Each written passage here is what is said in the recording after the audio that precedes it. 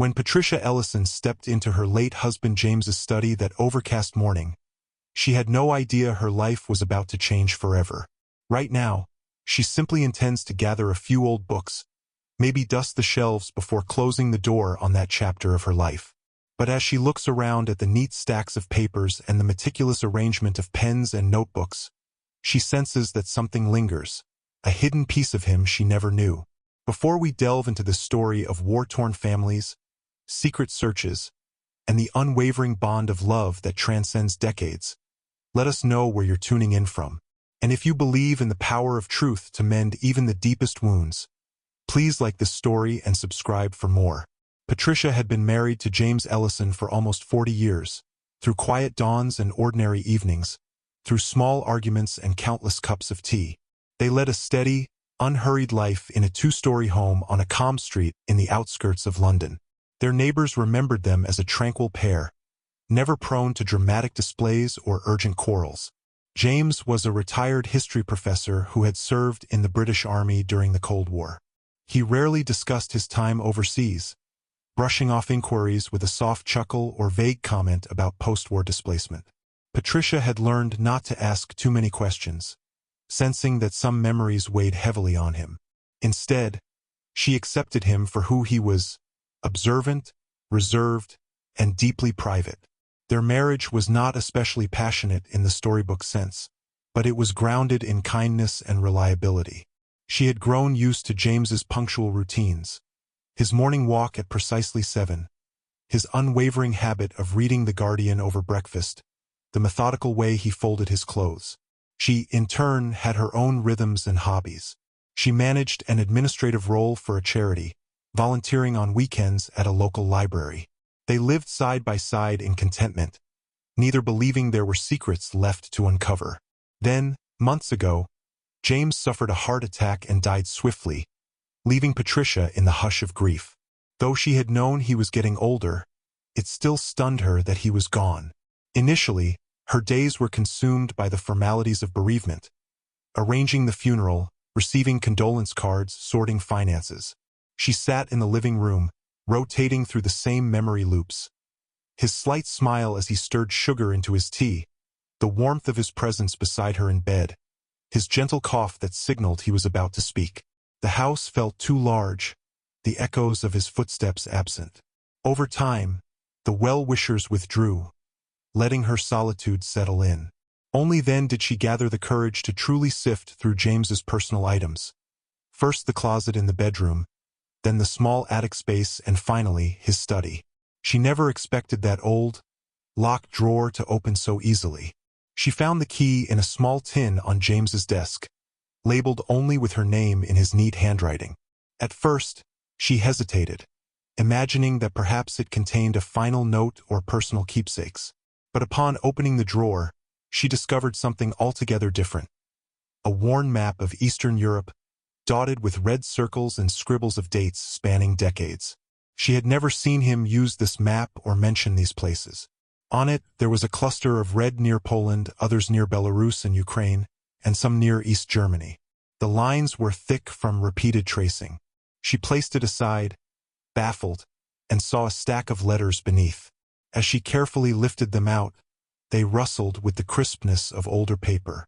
They were sorted in rough chronological order, dated from the 1950s onward. Each letter was addressed to different places, sometimes a local official's name, sometimes a library or an adoption center, and occasionally a church.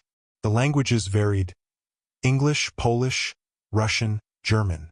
Her eyes caught repeated references to a name: Annalise. She scanned sentence fragments, desperate for any trace. Last seen in Krakow, 1944. She was only 5 years old. Patricia's heart jolted. She recognized the words "my sister" in a short English note. Could James have had a sister she never knew about? At first, her mind leapt to the possibility of an old lover, but the tone of the letters was not romantic. It pleaded for help, asked for clues about a missing child.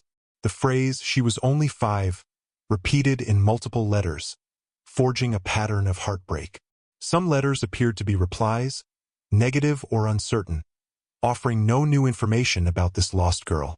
Patricia sank into James's desk chair, heart pounding as she realized he had spent years, no, decades, searching. She read on, glimpsing references to Soviet relocation camps, orphans assigned new identities, last known record in Eastern Europe, and signed James Ellison. How had she not known about such a monumental search? He must have started it long before they married. Perhaps he'd continued throughout their entire relationship. The map, the letters, the sense of heartbreak woven into the words. It all indicated that James's sister, Anneliese, had vanished during the war, taken or lost in the chaos of Nazi raids, presumably dead. Yet, from the letters, it seemed James had discovered a possibility that she survived, relocated somewhere behind the Iron Curtain. Patricia's eyes filled with tears. Had James lived with this anguish all along? Had he hidden it to protect her from the pain or from the futility of the search? She spent the rest of the afternoon sorting the letters by date, reading the older ones first. The earliest was from the mid-1950s, written in a shaky German script. I was only a boy when our mother and I fled to Britain. My sister Anneliese was left behind. Taken in a raid, we believed she was lost. But we have reason to suspect she may have been placed in an orphanage. Please, if you have any records of a child that age with that name. The letter ended abruptly. Over time, she noted how his tone evolved. Some letters were heartbreakingly hopeful, others were frustrated, verging on despair. In the 1970s, the trail seemed to pick up a bit, referencing newly discovered documents from the war. In the 1980s, he wrote to more obscure archives, even referencing people within East Germany. Then, abruptly, the letters jumped to the early 2000s. Why the gap? Patricia felt a swirl of guilt and sorrow for not noticing. She recalled the times James had traveled to Europe for academic conferences or historical research. She had chalked it up to his deep interest in post-war reconstruction. Now she saw that each journey was another attempt to find Anneliese. She heard his voice in her head, calm and reticent, explaining he had a new sabbatical project. She remembered how he returned from these trips subdued, a distant sadness in his eyes. She had never pressed him. The next day, still reeling, Patricia called her daughter, Clara, who lived a short train ride away. Clara arrived that afternoon, concerned by the urgency in her mother's voice. They sat at the kitchen table, and Patricia laid out the letters, the map, explaining all she had discovered. Clara was equally stunned. She remembered her father's mild presence, how he always kept things measured, never sharing personal sorrow. They combed the letters together, translating as best as they could.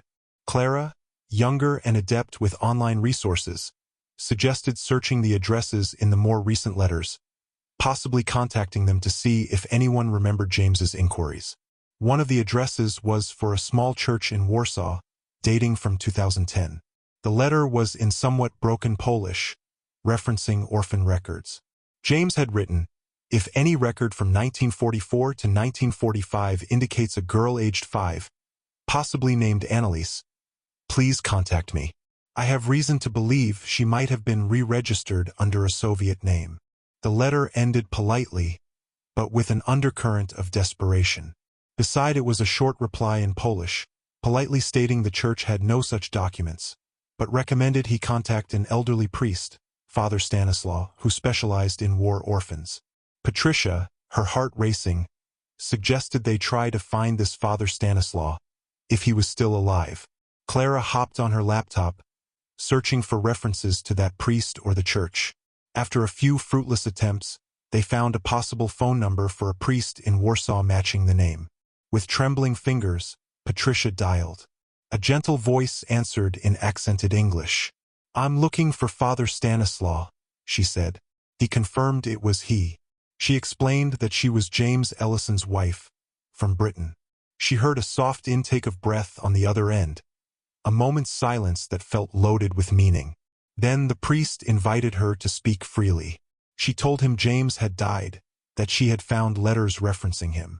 The priest let out a sorrowful sigh, saying yes, he remembered James.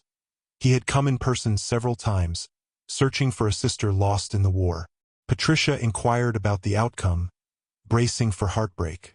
The priest hesitated, then explained how James had returned for one final visit a few years ago, looking hollow. He had discovered that his sister Anneliese indeed survived the war but was placed in a Soviet-run orphanage near the Polish border. She grew up under a different name with no recollection of her origins. She lived a life entirely separate, never reconnecting with her birth family. She died in 1997, well before James uncovered the truth. Patricia's chest constricted with grief. She pictured James learning that the sister he had pursued for decades was gone, lost to him forever.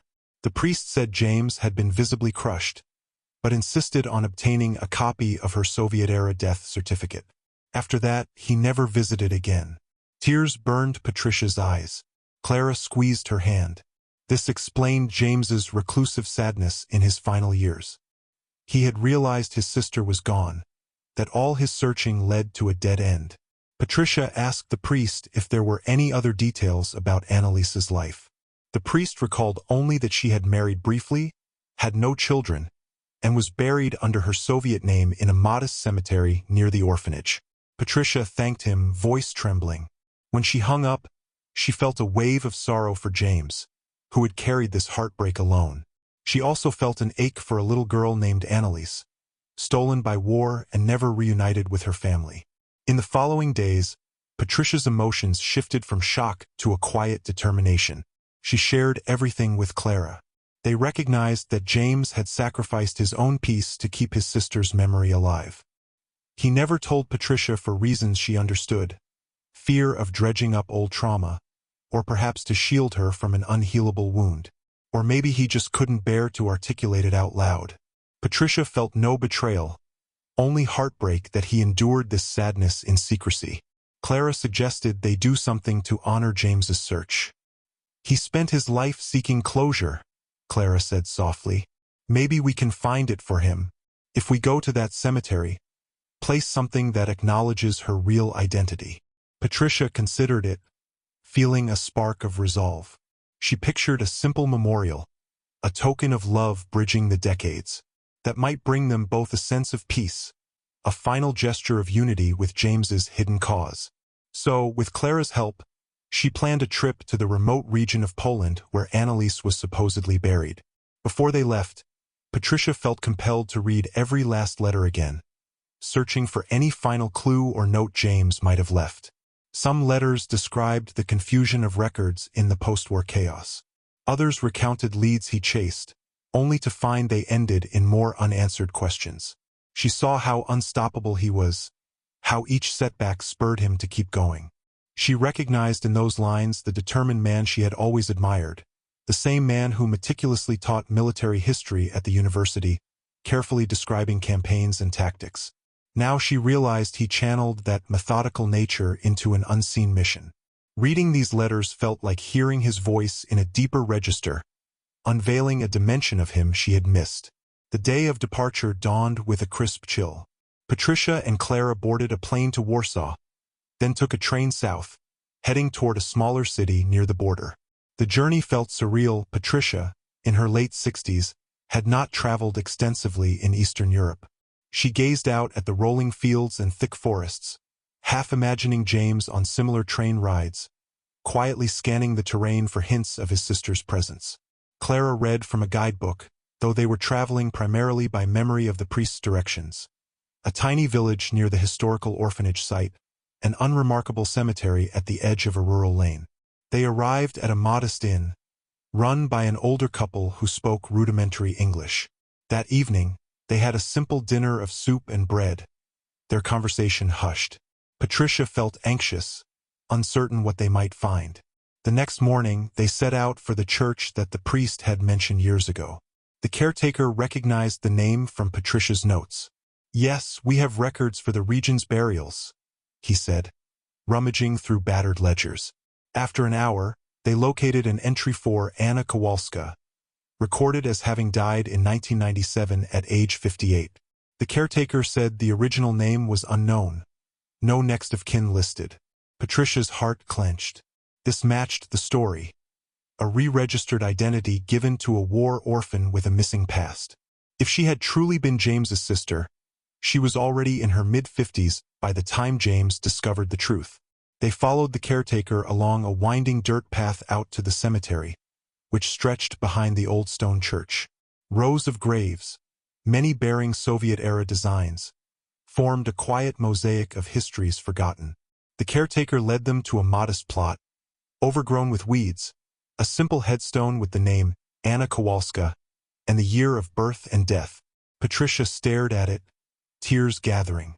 Clara placed a hand on her mother's shoulder, sensing the weight of decades collapsing into this single moment. The caretaker departed discreetly, leaving them alone amid the hush of rustling leaves.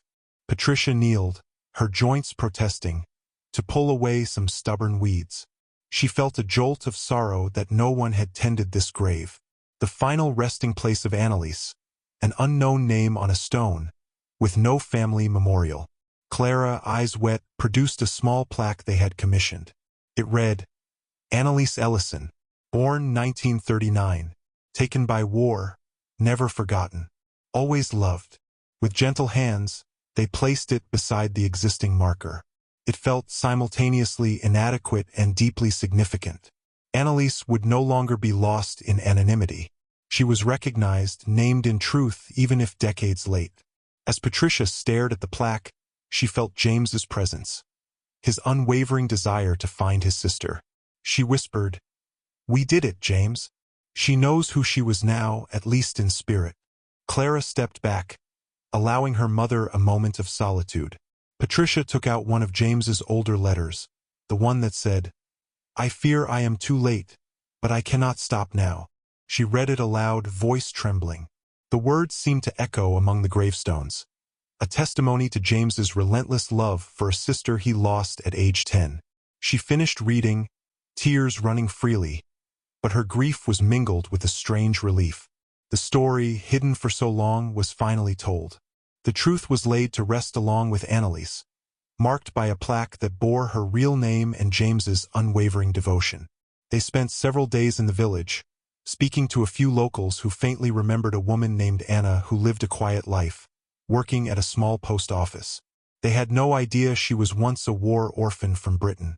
Patricia listened politely, not wishing to impose too many intrusive questions. This was not a place for regrets. It was a place of closure. She imagined how James felt each time he approached a new lead, hopeful yet guarded. Now, at least they could bring him peace in memory. On the last evening before returning home, Patricia and Clara sat on a small bench near the church, the twilight sky painted with streaks of orange and pink. They reminisced about James, his steady nature, his private humor, the way he always tapped his foot when reading. Clara asked if Patricia felt betrayed. Patricia shook her head. She only felt sorrow that he bore the burden alone. "He must have needed that secrecy to keep going," Patricia said softly. "He wanted to spare us from the heartbreak if the search came to nothing." Clara patted her hand, acknowledging the heartbreak was real, but also understanding her father's motive. They flew back to London, and upon returning to the quiet house, Patricia found herself oddly at peace. She no longer felt the compulsion to rummage through every hidden corner, as if the biggest secret was out in the open. She did, however, gather the letters and map one final time, carefully labeling them and storing them in a box. This time, she wrote a note inside the box. "For Clara, if you ever wonder about your father's story, this is where it began and where it ended." She knew that if Clara or future generations wanted to revisit that chapter, they could. But Patricia herself felt that she had done what was needed, fulfilling James's mission in spirit. Not long afterward, a cousin of James's contacted Patricia, having heard rumors of a journey to Poland. Patricia gently explained the truth. The cousin was astonished, never suspecting James had a lost sister. Patricia told them only the essential details, not wanting to dwell on the sadness. She felt a subtle shift. James's family realized how little they truly knew about his past. But there was no anger, only respect for the quiet man who had carried a hidden heartbreak for so long. One afternoon, as Patricia gardened, she thought of how James used to help her trim the hedges. She paused, the memory of him younger, more agile, stepping forward to hold the ladder. She felt his absence acutely, but also a sense that part of him was at rest. Annalise's grave now bore her true name, a testament to the truth he died protecting. She found solace in that. She placed the final new seedlings in the soil, reflecting on how life carried on, how each season brought change. Clara frequently visited, checking in on her mother's well-being. They talked about everyday matters, recipes, library events, or small repairs around the house. But sometimes, they returned to the subject of James's decades-long search. Each conversation brought fresh perspective. How fear of heartbreak can drive someone to bury an entire dimension of their life. They realized, ironically, that James's war experiences had shaped him into a man who believed silence was the best armor against further pain. By the time he glimpsed hope that Annalise might be alive, secrecy had become second nature to him. Months after the trip, Patricia woke early, a bright spring morning illuminating her window. She decided to go through James's personal library, carefully choosing which books to donate, which to keep. She ran her hand along the spines of history volumes, many detailing Eastern Europe in the 20th century. She recalled how James would read them late into the night, searching for hidden references or clues. She realized these same books might contain notations or hidden remarks. Curiosity took hold, and she flipped through some pages. Sure enough, in the margins of certain chapters, she found faint pencil marks. Question marks next to references about displaced children, or exclamation marks near passages mentioning covert Soviet relocations. Each scribble was another trace of his silent quest, bridging scholarship with personal desperation. She sat on the floor, a dozen books around her, scanning each for scribbled clues. It felt like she was sharing a conversation with James from beyond the grave, understanding how each line he annotated triggered a new letter or a new approach. She marveled at how skillfully he balanced being a father, a husband, a professor, while privately chasing these ephemeral leads. She also felt the sting of regret. She wished she could have helped him carry the burden. But dwelling on that regret served no purpose. Instead, she gently closed each book, pressing her hand to its cover in a tender farewell, then stacked them with care. The day she finally felt truly at peace arrived unexpectedly. Patricia had decided to place a small memorial plaque in her own local church, referencing Annalise's existence in a discreet manner.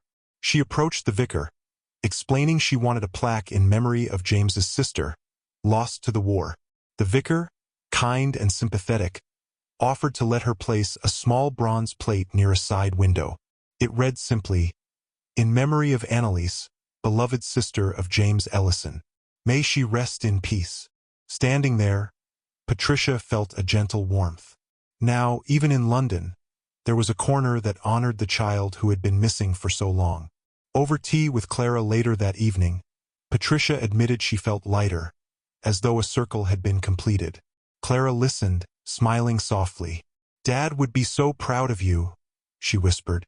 Patricia blinked back tears. "I just finished what he started," she replied. But in truth, she had done more than that. She had begun to heal a wound no one knew was there. Time, as it does, continued its relentless march. Patricia accepted the small changes in her day-to-day life. She ventured out a bit more, joined a local reading group, and found new connections. Yet she never forgot James's silent longing. When people asked about her late husband, she occasionally shared glimpses of his story, how he spent his last energies searching for a sister lost in the war. She discovered these stories sparked empathy in listeners, reminding them that the aftermath of World War II stretched across decades, reaching even into the quiet hearts of ordinary families. One late summer afternoon, Patricia found herself on a brief holiday in the English countryside. She visited an old estate-turned-museum that specialized in wartime archives. Wandering the exhibits, she came upon a small memorial dedicated to displaced children of World War II. A pang shot through her chest. Photographs of wide-eyed orphans, their futures uncertain, lined a glass display. She realized how many thousands had been lost, relocated, or forcibly re-educated. Annalise was but one among countless children who vanished into that chaos. Patricia felt gratitude that James had at least brought her memory back into the light. Standing at that exhibit, she experienced a pang of longing, for James, for the conversations they could have had if she had known, for the sister he never got to reunite with. She pressed a hand to her heart, tears pricking. Then she squared her shoulders, recalling the letters and the final plaque in that Polish cemetery. She whispered a silent prayer for all those children, for all the families still searching even now. The quietness of the museum around her offered a respectful hush, as though honoring her private reflection. When she returned to London, she discovered a small package in the mail, a letter from that same priest in Poland. He had taken a photograph of Annelise's grave, now with the plaque bearing her real name. The priest wrote that local parishioners had begun to tend the plot, occasionally leaving fresh flowers. Patricia's breath caught at the kindness of strangers. In the photograph, a single rose lay by the headstone, next to the new plaque. She felt joy and sadness swirl. Annelise was no longer lost, no longer unnamed.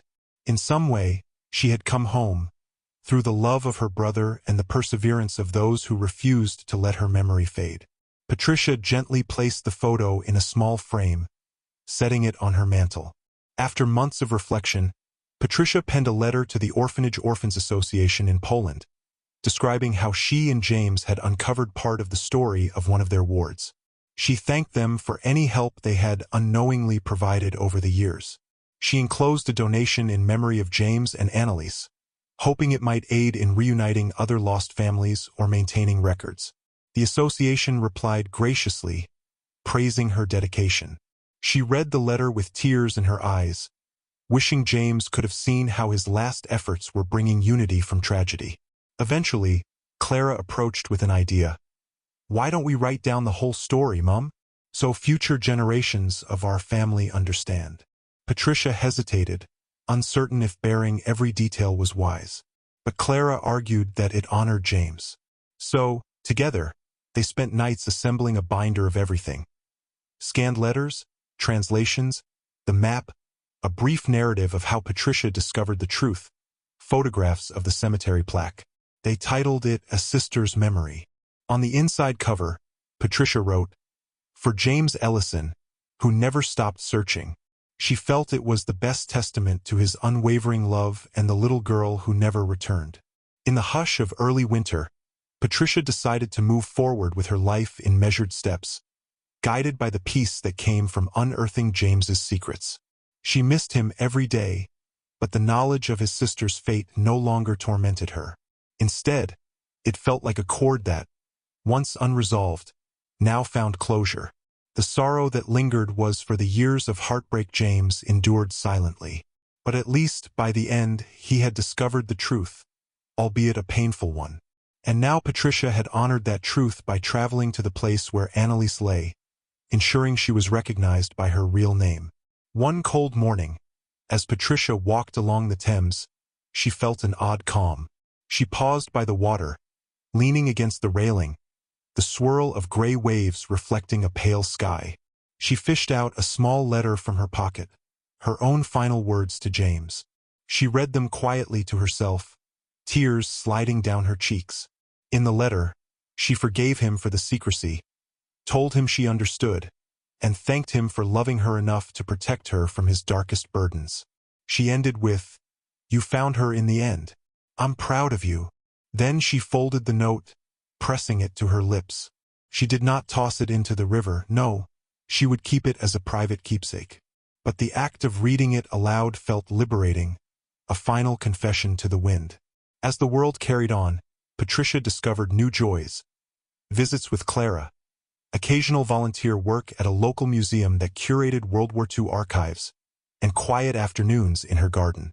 She felt James's absence keenly, but also sensed his spirit there, gently encouraging her. She would never fully forget the heartbreak of discovering the hidden letters, or the pang of realizing he had tried so hard and still lost so much. But in that heartbreak lay a deeper understanding of who James was.